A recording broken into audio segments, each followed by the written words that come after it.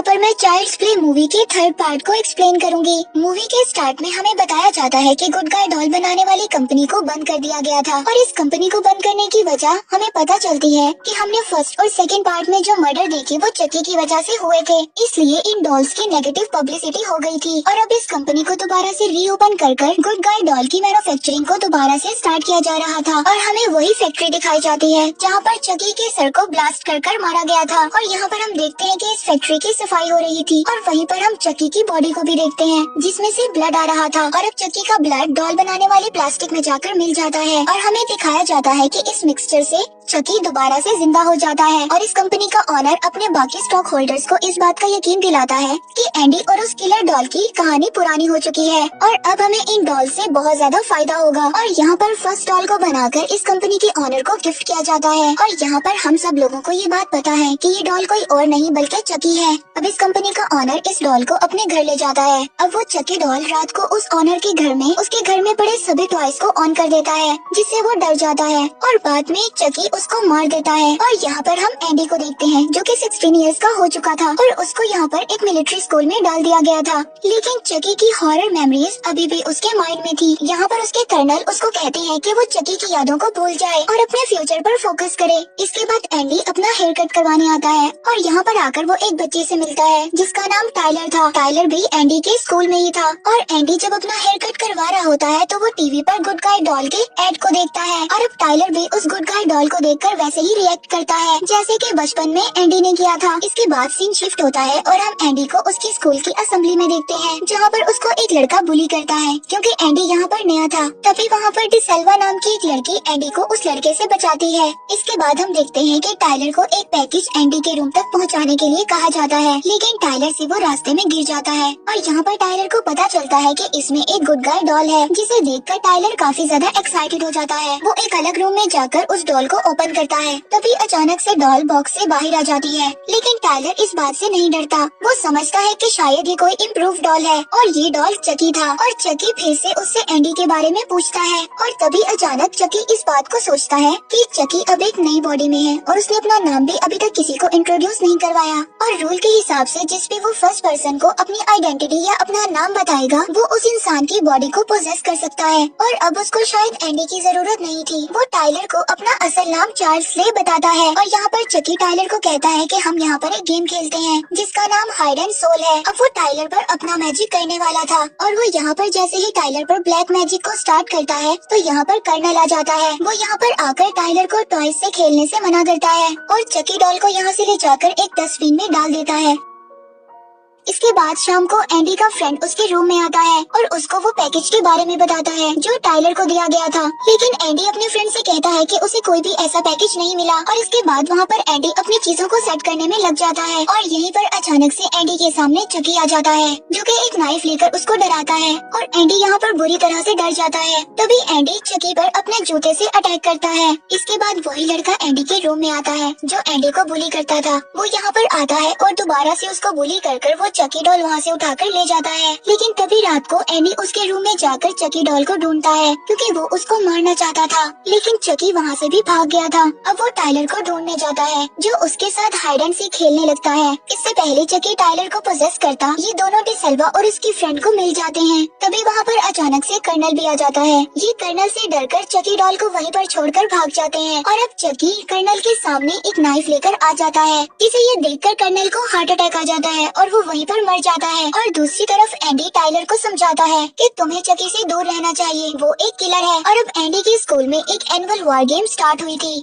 जिसमें रेड और blue team को आपस में कंपटीशन करना था और ये लोग अपनी गन्स का भी यूज कर सकते हैं और इनकी गन में असली बुलेट की जगह नकली यानी पेंट की बुलेट को डाला जाता है। और दूसरी तरफ चकी दोबारा से टाइलर को ढूंढ लेता है और वो इसके साथ दोबारा से गेम खेलने का कहता है। अब टाइलर भी समझ गया था कि चकी एक किलर है। वो इसको यहाँ पर स्टेप कर वहाँ से भाग जाता है और अब टाइलर ब्लू टीम यानी एंडी के पास पहुँच जाता है और चकी यहाँ पर डिसेल्वा को किडनैप कर लेता है। और वॉकी टॉकी के जरिए ब्लू टीम से टाइलर को उसके पास भेजने का कहता है। अब एंडी टाइलर को लेकर चकी की बताई हुई लोकेशन पर पहुंच जाता है और जब एंडी टाइलर को चकी के पास भेजता है तो टाइलर वहां से भाग जाता है और इधर टाइलर भागकर एक प्लेलैंड में आ गया था। वो यहाँ पर पहुंचकर वहाँ की सिक्योरिटी के पास जाता है और एंडी और डिसल्वा भी उसका पीछा करते हुए सिक्योरिटी रूम में आते हैं, लेकिन वो यहाँ पर आकर देखते हैं कि चकी ऑलरेडी ऑफिसर को मार चुका था और यहाँ पर डिसल्वा ऑफिसर की गन ले लेती है। अब चकी टाइलर को गन पॉइंट पर एक राइड में ले जाता है। यहाँ पर एंडी और डिसल्वा भी आते हैं। चकी उन दोनों पर फायर करता है और एक बुलेट डिसल्वा के हाथ पर लग जाती है और वो गन एंडी को देकर उससे टाइलर को बचाने के लिए बोलती है। अब टाइलर को पकड़ते हुए चकी का फेस भी बुरी तरह खराब हो जाता है। अब टाइलर अपने आप को बचाता हुआ नीचे गिर जाता है और गिरकर बेहोश हो जाता है। तभी वहाँ पर चकी आकर उस पर अपना मैजिक स्टार्ट कर देता है। अब एंडी उसके हाथ पर शूट करता है, लेकिन वो उससे भी नहीं रुका और अपने मैजिक को इसी तरह से करता रहता है और फिर एंडी चकी के हार्ट पर शूट करता है,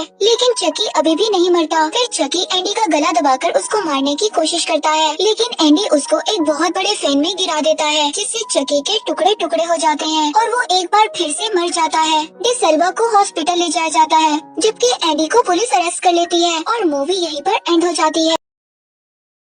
हम देखते हैं कि रूम में एक पुलिस ऑफिसर आता है। वो वहाँ चुपके से आता है और एक बैग उठाकर अपने साथ ले जाता है। वो उस बैग को चोरी करके लेके जा रहा था और आगे कहीं बेचना चाहता था। इस बैग के उसे काफी पैसे मिलने वाले थे और जब वो गाड़ी में आकर बैठता है तो उसे लगता है जैसे उसके पीछे कोई है और फिर कोई फौरन से अपने हाथ उसके गले पर रखता है और उसका गला काट देता है। और ये कोई और नहीं बल्कि टिफनी थी। टिफनी उस लड़के की दोस्त थी जिसकी रूह अब चकी में थी और उसने पुलिस ऑफिसर को भी इसीलिए मारा क्योंकि उस बैग में चकी की बॉडी के टूटे हुए टुकड़े थे और टिफनी को अब भी लगता था कि उसकी बॉडी में उसके दोस्त की सोल अभी तक है। वो उसे किसी भी सूरत में वापस लाना चाहती थी क्योंकि वो उससे बहुत प्यार करती थी। वो घर आती है तो हर टुकड़े को साथ मिलाकर उसे जोड़ने लगती है। वो उन टुकड़ों को सीती है और साथ ही साथ बाकी डोल्स के पार्ट लगाकर भी उसे बिल्कुल ठीक बना देती है।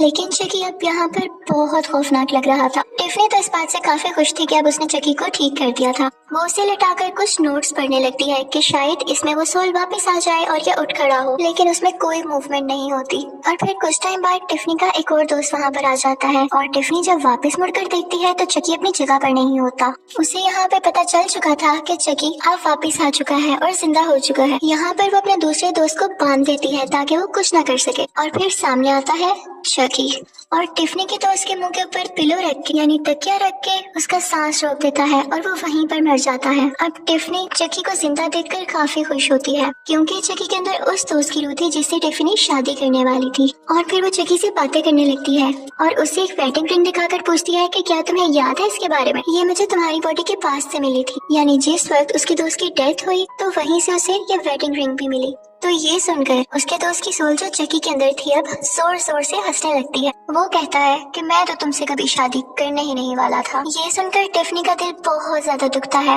वो गुस्से में आ जाती है और उसे कुछ समझ नहीं आता कि अब क्या करना चाहिए। तो वो अपना गुस्सा ठंडा करने के लिए चकी को एक केज यानी पिंजरे में बंद कर देती है। फिर दूसरी तरफ हमें एक लड़का दिखाया जाता है जो कि एक लड़की जेड को पार्टी के लिए पिक करने आया था। उनके साथ जैसी भी था, लेकिन असल बात तो ये थी कि जेड जैसी को पसंद करती थी, उस लड़के को नहीं।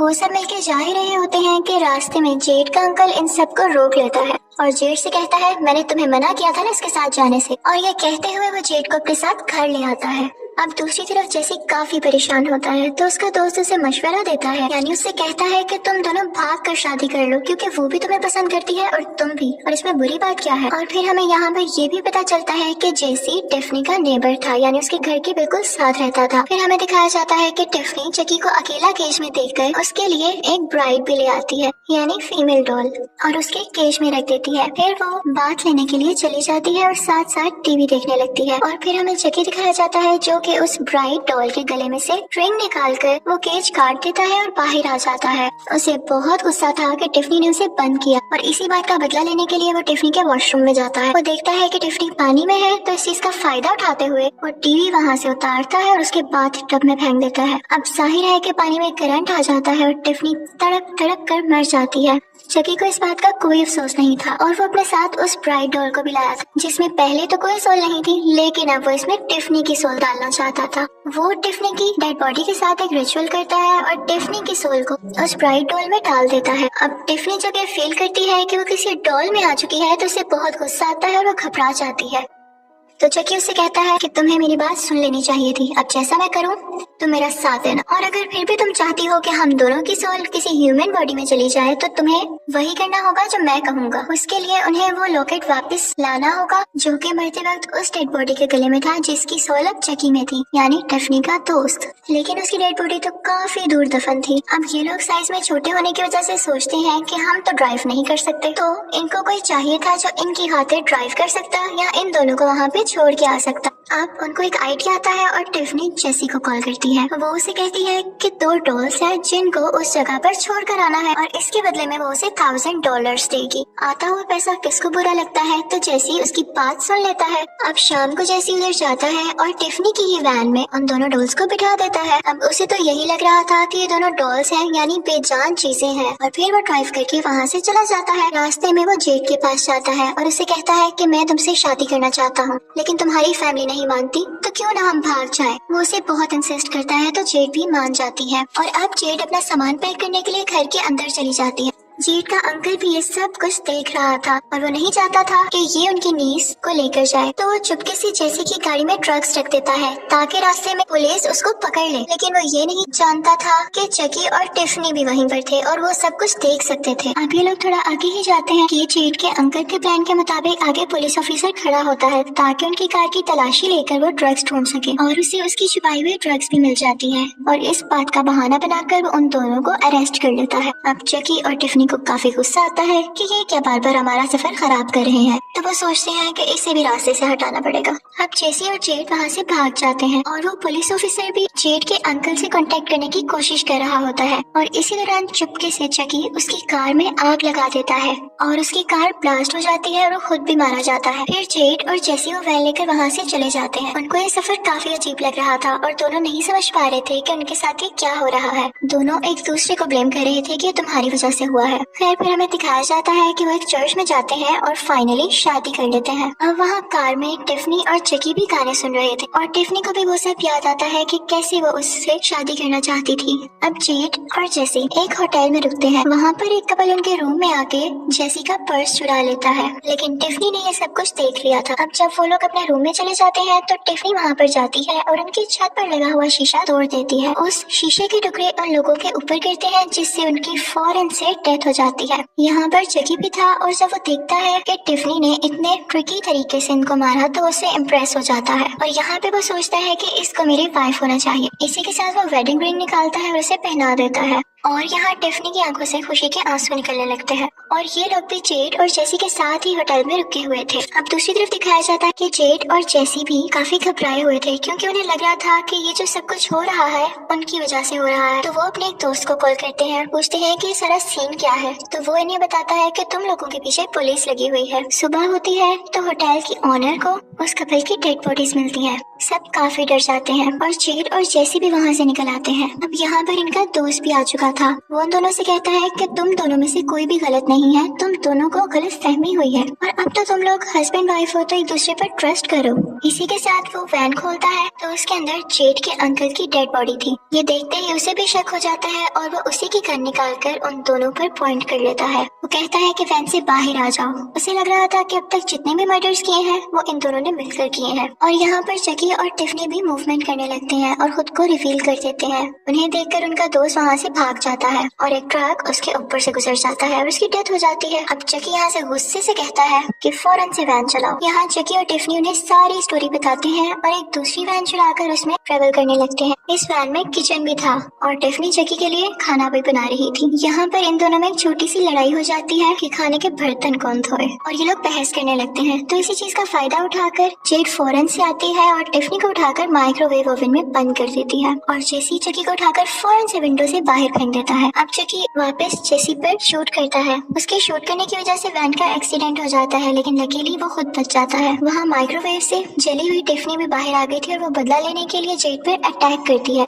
लेकिन जेसी फौरन से उसे लेकर वहाँ से बाहर आ जाता है। लेकिन तभी वो वैन ब्लास्ट हो जाती है। अब चकी उन्हें जबरदस्ती लेकर कब्रिस्तान आ जाता है और अब उसे लॉकेट चाहिए था जो कि एक कब्र में उस इंसान की डेड बॉडी के साथ ही दफन था। दूसरी तरफ जेसी भी टिफनी को उठाए वहाँ पर पहुँचता है। वो उसे चकी को देता है लेकिन चकी कहता है कि मुझे इसकी कोई जरूरत नहीं है। इसी के साथ वो जेड पर भी एक नाइफ से अटैक करता है लेकिन वो जेसी को लग जाती है और फिर वो उन दोनों को बांध देता है। अब यहाँ पर चकी ने वो लॉकेट हासिल कर लिया था और वो अपनी सोल उसमें ट्रांसफर करने के लिए रिचुअल शुरू करता है।